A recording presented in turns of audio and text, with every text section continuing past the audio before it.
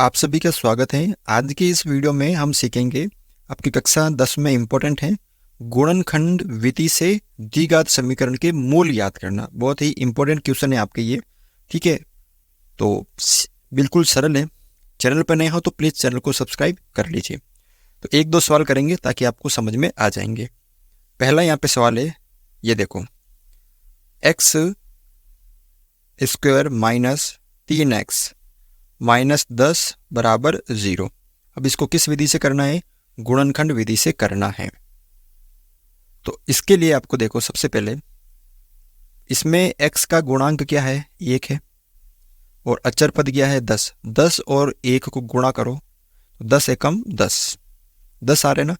अब आपको करना क्या है कि 10 के ऐसे दो गुणनखंड करो, जैसे 1 इंटू 10 आ गया और 2 इंटू 5 आ गया, ठीक है।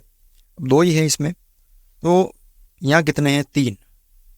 तो 10 के हमने क्या कर दिए? 10 और 1 और 2 और 5, तो जोड़ने या घटाने पे 3 आना चाहिए। तो देखो 10 और 1 ये आएगा नहीं, 5 में से 3 अब मतलब 5 में से 2 अपन माइनस करेंगे तो 3 आ जाएगा ना। तो ये हमारा बनेगा। क्या समझ में आया कि इसका गुणांक 1 और ये 10 10 हो गया गुणा, दोनों को गुणा किया। तो फिर हम 10 को क्या लिख सकते हैं? 1 इंटू 10, 2 इंटू 5 लिख सकते हैं। अब हमें लेना क्या है? यहाँ पे कितना है? 3। तो आपको ऐसी संख्या लेनी है, यानी ऐसे जोड़े लेने हैं जिनको घटाने या जोड़ने पे, या तो घटाने पे या जोड़ने पे ये संख्या आनी चाहिए बीच वाली। तो देखो इन दोनों को घटाने पे 3 आ रहा है, यानी 5 में से 2 घटाएंगे तब 3 आ जाएगा ना। तो यहाँ पे मैं क्या लिखूंगा? एक्स स्क्वायर, ये माइनस है, और 5x में से मैं 2x घटा दूंगा। 5 में से मैं 2 घटा दूंगा तो 3 आ जाएगा, और 5 को 2 से गुणा करूंगा तो 10 आ जाएगा। माइनस 10 बराबर 0, ठीक है। एक्स स्क्वायर, बाहर माइनस है तो अंदर वाला चेंज हो जाएगा। ये माइनस का 5x और ये प्लस का 2x, ये माइनस 10 बराबर 0। अब क्या करना है? दो दो पदों के समूह बनाने हैं। अब इन दोनों में x कॉमन आ रहा ना, तो x हम बाहर ले लेंगे, पीछे यहाँ बचा x, माइनस x बाहर आ गया पीछे 5, फिर प्लस 2 का भाग इसमें भी जा रहा है और इसमें भी जा रहा है, तो 2 हम कॉमन ले लेंगे। 2 कॉमन आ गया तो पीछे x, माइनस 2 का भाग 10 में 5 बार बराबर 0। दोनों में देखो x माइनस 5 आ रहा ना, और x प्लस 2 बराबर 0। अब क्या करनी है आपको? तुलना करने पर, तुलना करने पर, यानी x माइनस 5 को भी 0 के बराबर रखना है, या x प्लस 2 को भी 0 के बराबर रखना है। इसको भी 0 के बराबर, इसको भी 0 के बराबर। तो x बराबर यहाँ पे हो गया एक तो 5, और x बराबर माइनस का 2। ये 2 क्या हो गए आपके? इसके मूल हो गए। बिल्कुल सरल है। कौन सी विधि? ये गुणनखंड विधि द्वारा। और देखो, जैसे ये सवाल देखो आप, कौन सा? ये वाला तीसरा, √2 है x square plus 7x plus 5 √2 बराबर 0।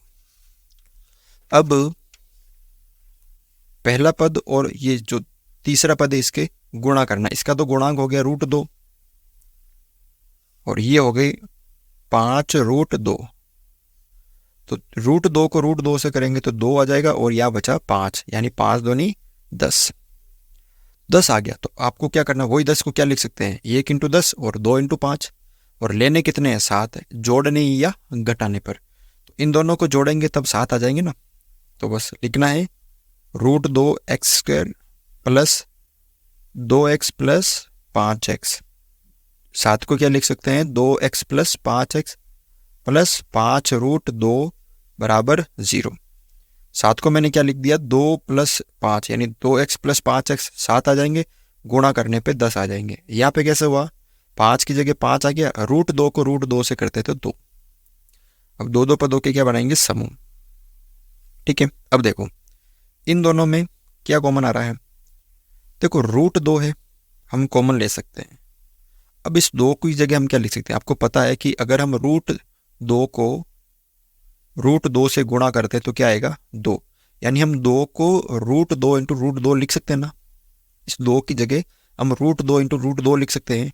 तो देखो √2 बाहर लिया तो एक्स स्क्वायर, या एक्स, देखो √2 एक्स स्क्वायर प्लस इस 2 की जगह क्या लिख सकते हैं, √2 इंटू √2 लिख सकते हैं, और यहाँ पे एक्स प्लस 5x प्लस 5√2 बराबर 0। अब दो पदों के जो समूह बनाए थे उसमें से कॉमन ले लेंगे। दोनों में √2 कॉमन आ रहा है और x कॉमन आ रहा है। √2 आ गया, एक x आ गया तो x बचा, प्लस √2 आ गया तो एक √2 बचा और x बाहर आ गया, प्लस इन दोनों में 5 कॉमन आ रहा है तो x बचा पीछे, प्लस 5 बार आगे पीछे √2 बराबर 0। देखो ये दोनों बराबर आ गए ना, तो यानी x प्लस √2, एक तो ये आ गया और एक 2x, मतलब √2x प्लस 5, ये और ये बराबर 0। अब तुलना करने पर x प्लस √2 इसको भी 0 के बराबर रखना है, इसको पूरे को 0 के बराबर है, या √2x प्लस 5 इसको भी 0 के बराबर रखना है। सिर्फ रूट जो है वो 2 है, x नहीं है, ध्यान रखना। x √2 इधर प्लस के इधर आएंगे तो माइनस के √2 हो जाएंगे, या √2x 5 इधर प्लस के उधर आएंगे तो माइनस के, और x बराबर -5 बटा √2 नीचे आ जाएंगे। तो ये होंगे इसके मूल। ठीक है, आशा करता हूँ कि आपको ये समझ में आ गया होगा। ठीक है, इस तरह से आपको ये करना है।